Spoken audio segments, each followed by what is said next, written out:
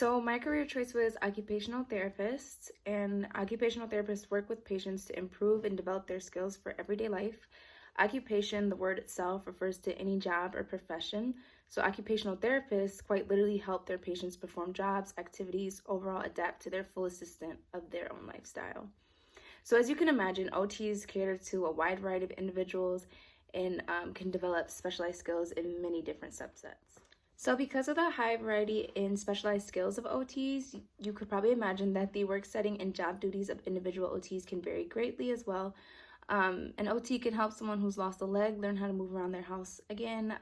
They can help somebody who has a disability learn how to drive, somebody who's been in an accident and suffered an injury learn how to do specific tasks depending on what they desire to learn how to do again. So there's a wide variety.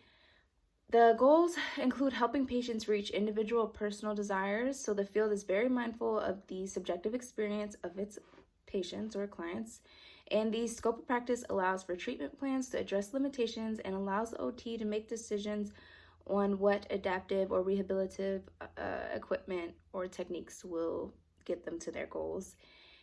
OTs do not diagnose or prescribe medications to their patients, and they often work alongside doctors and other specialized doctors. If that is the case, if it's a critical case where different people need to be involved, they kind of work as a conglomeration.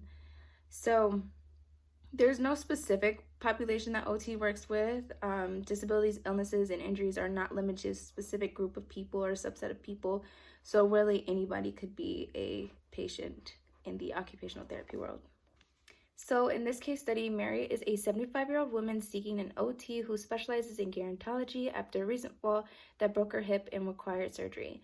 After surgery, Mary's experiences include limitation in movement and requiring the use of a wheelchair most of the time. Her doctor recommended outpatient OT after her family expressed concern about her level of independence. And during our first appointment, Mary opened up about her frustrations of her family's influence on what is the best outcome from working with an OT, feeling unheard by her doctors and overly medicated, and fears of not being able to afford the ongoing health care, including prescriptions and other treatment plans. So there are several factors influencing Mary's problems. To begin, it's not uncommon for the elderly population to feel unheard or overlooked in a professional medical setting, especially at a doctor's office and when the family is present, or any members of the family for that matter. Mary is more than capable of speaking for herself and feels childish or is a burden when she is not involved in a conversation about her own health. Sometimes she snaps or becomes irritated as a result, but those around her attribute her outbursts to bitterness of old age or the beginning signs of dementia. In Chapter 1, we learned that an individual's feelings that are valid may just be presumed to be a result of old age or dementia when it's an attitude that doesn't comply with the caretaker or family's personal convenience. In the same chapter, we also learned about learned helplessness that encourages the silence of elderly individuals and encourages dependence among them.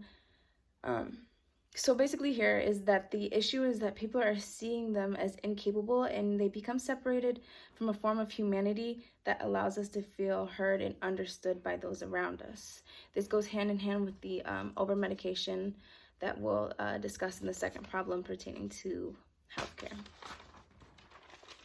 Another issue in a societal context is affordable healthcare.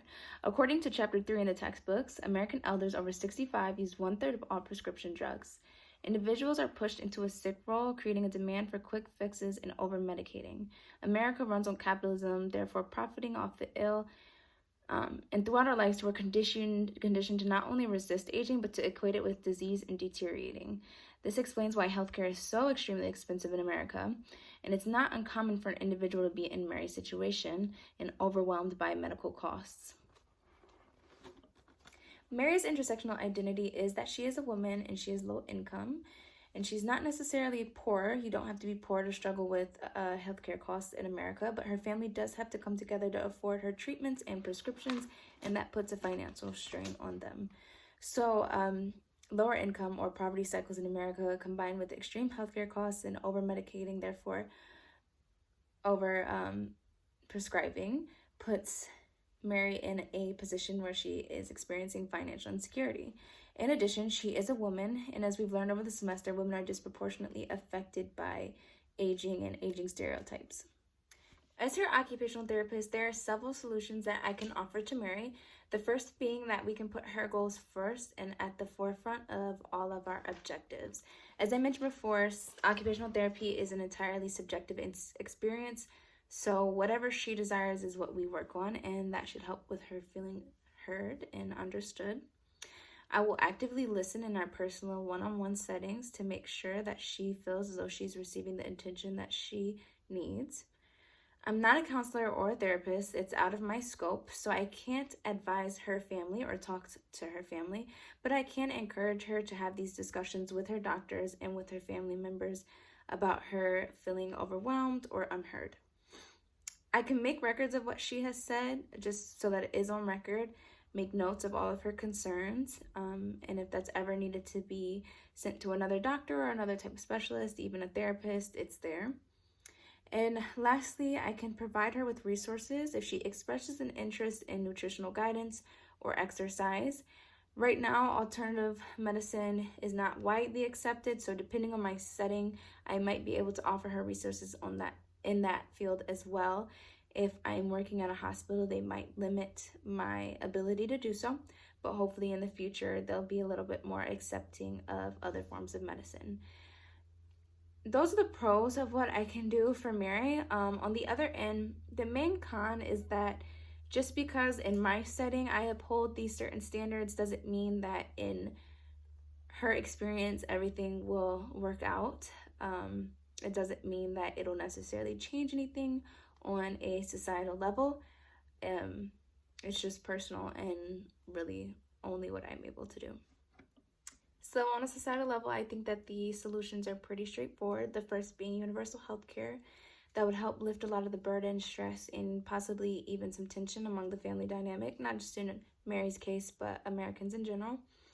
Another factor that would go into universal health care is shifting from capitalism to preventative health care instead of quick fixes to preventing illnesses.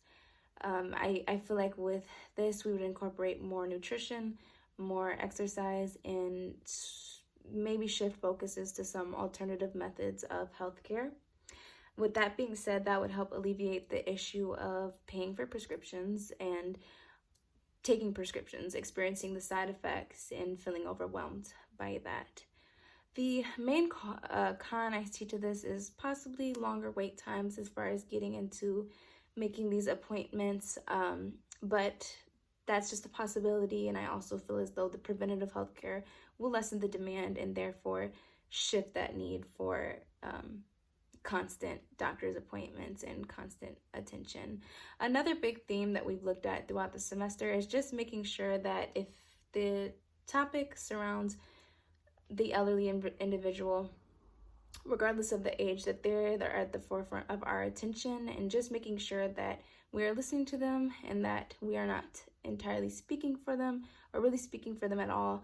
Nobody should be spoken for unless you are like completely mentally incapacitated. So just kind of keeping those things in mind, and then lessening that dependency overall will kind of help address that issue. So with that being said, and to bring everything full circle, I asked Mary what she was hoping to achieve and what her goals were for our treatment.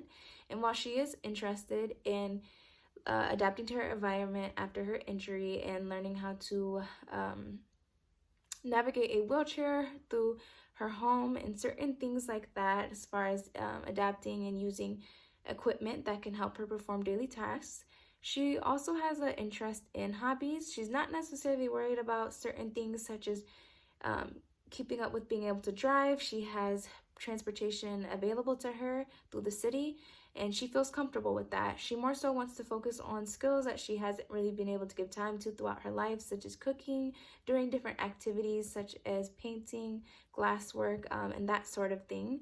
So after we complete the basics as far as adapting her to her environment, we want to work together to help her comfortably complete these activities as they are fulfilling to her.